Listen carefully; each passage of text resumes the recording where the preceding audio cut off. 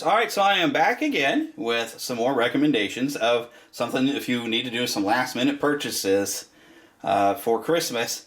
Here's some things that I recommend for the average collector or even for your kids. I think this would be great for your kids.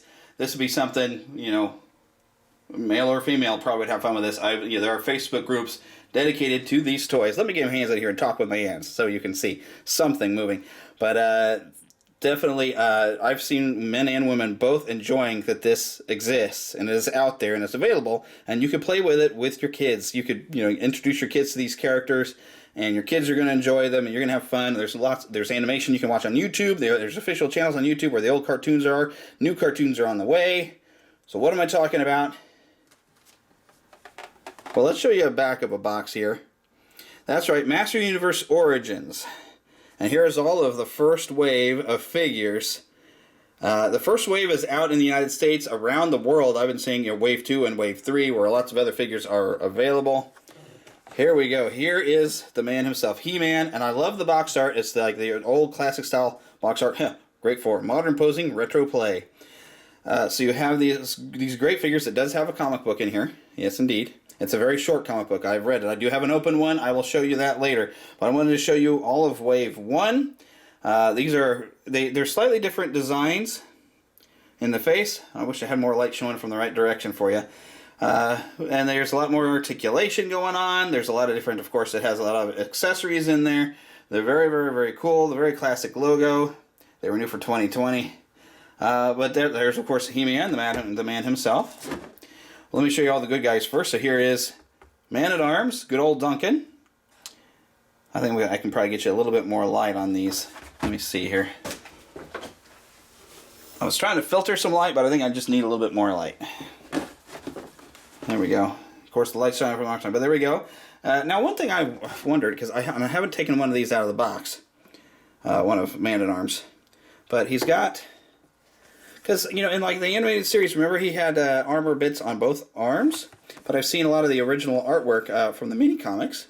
He had, like, on one arm. And then he had, like, a mace he would have in the other hand. Like, one hand he would have a laser he could shoot. But you see they did put a mustache on him to match the Filmation series. The original figure did not have that mustache.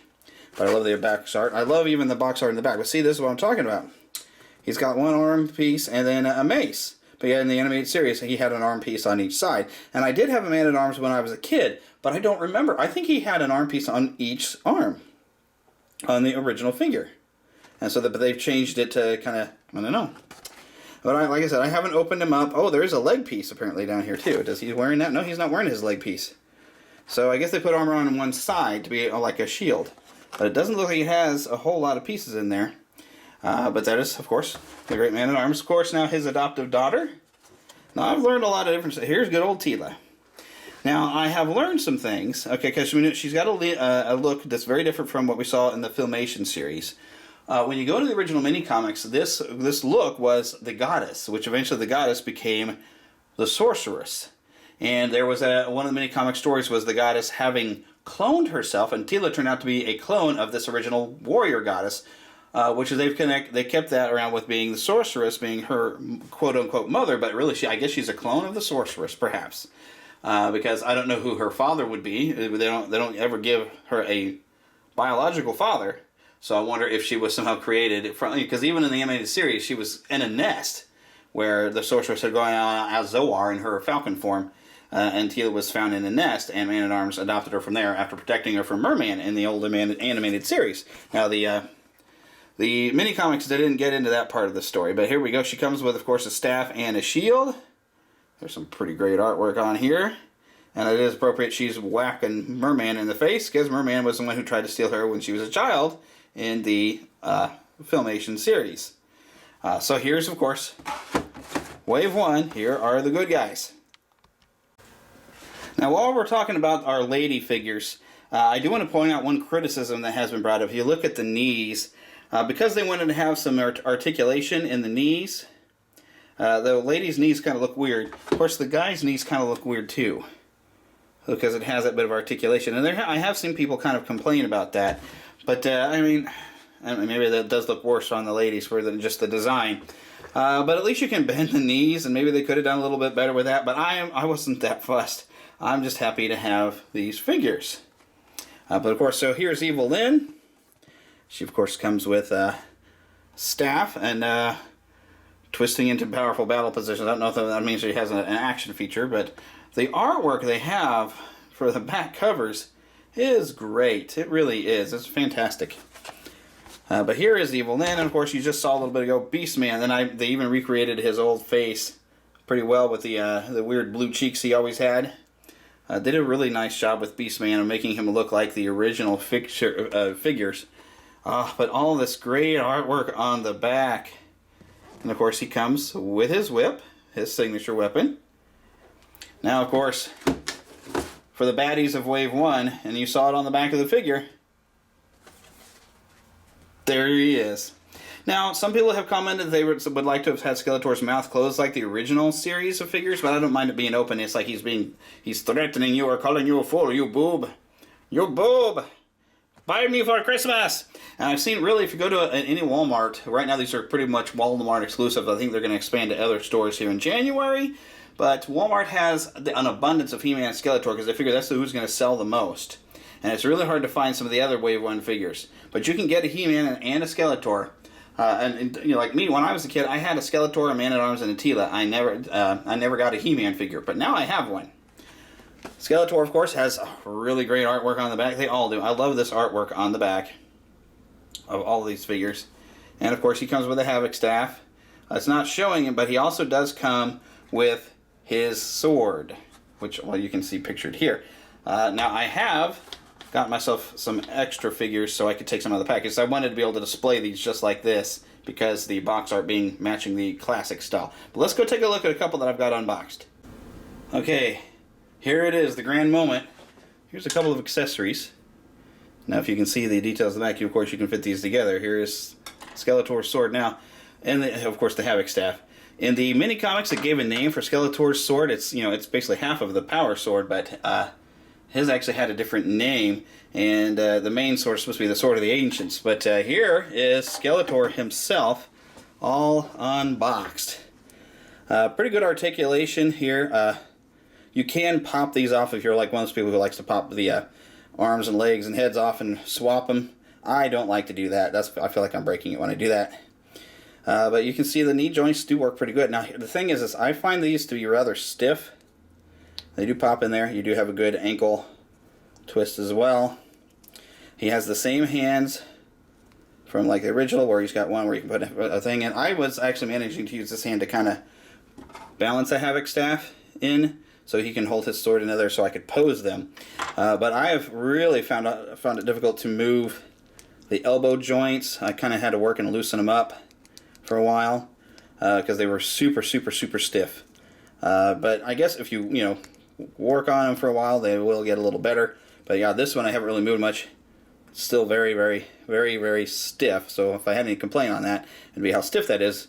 If you were going to play with it, you'd have a heck of a time. And I did get a couple, just because I wanted some out of the box, and when I'm sitting there at the desk, even sometimes recording the show, it gives my hands something to do. I fidget a lot, so I have a lot of stuff on my desk to fidget with, and I thought these would be fun to fidget with. The sword for Skeletor holds fairly well. And I've had some issues with him falling over a lot, but I did actually, in my office studio area, I did have him standing. I have noted that if you kind of put the feet like this, like at two different angles, they seem to stand a little better. And if you can turn his wrist a little bit, and you can balance, now he kind of can hold the Havoc staff and the sword at the same time. And that works great until He-Man comes along and knocks you down. And then he drops everything. The grips on these are not very good. I had a very hard time, actually, and this is where even the stiff elbow was kind of a challenge, and you can even see the hand. I had to kind of bend it backward to be able to get the shield to stay, and I can't really do much more with it. The sword, if I go any other way, it pops right out of that hand very easily. So they don't grip their weapons very well. So playtime might be a challenge with your kids, but if you're just a collector like me and you're just going to pose them somewhere, you can do just fine. Now, of course, he does have that axe, which was a signature to the original toy, and they even have a little spot here in the back that the axe or sword, either one, will fit in there very nicely so he can carry all of his weapons.